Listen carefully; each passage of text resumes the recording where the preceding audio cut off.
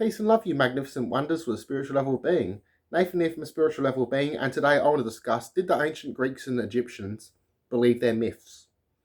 Now, what's interesting about these two cultures is amongst their sacred texts, they declared nothing canon, as every village and city had their own traditions, which they would use, also myths, to honour the gods. Now, amongst the priestly classes and the royal families and the public, they would have separate beliefs, as the royal family's priestly class would often preserve and remember older traditions that were passed on to them. Now, during the 6th century BC, there were many Greek philosophers that speculated that the myths of their cultures were mistales and misrememberings of ancient kings.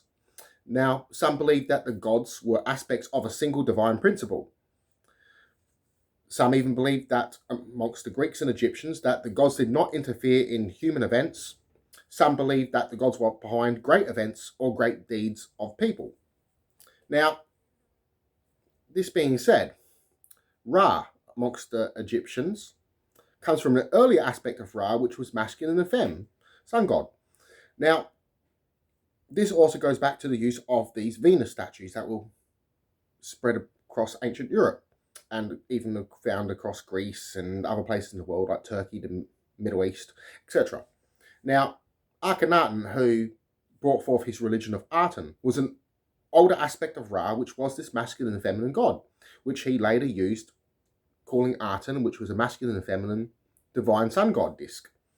Now, classical Greek authors believed a lot of their myths took place 1,000 years before they were written, and that Zeus's family was the most powerful of the family, but there were atheists amongst these ancient societies, spiritual people and religious people, many ancient cults.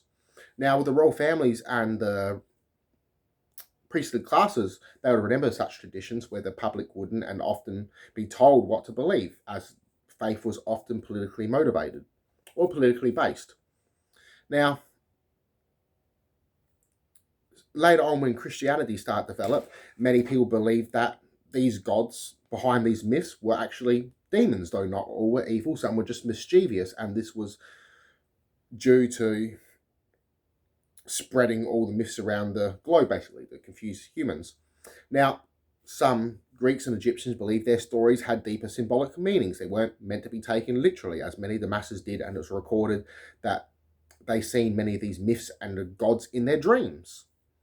So when cultures combine, they also combine their cultures, their myths, their religion, their food, their customs, and develop something new. And this has taken place over the course of centuries.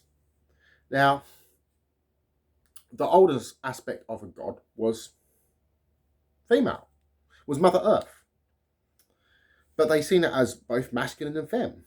So they had this divine principle of fertility, life, death, rebirth. So the oldest idea of faith was reincarnation.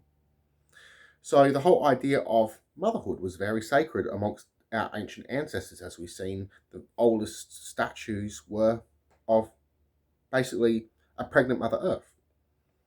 Later on, they would make sculptures of spirit guides. These spirit guides would eventually develop into gods. So oral traditions, all mixing in worldwide, have impacted even modern religions today. So peace and love, everyone. I love you all. Connect to all one mind and soul. Namaste.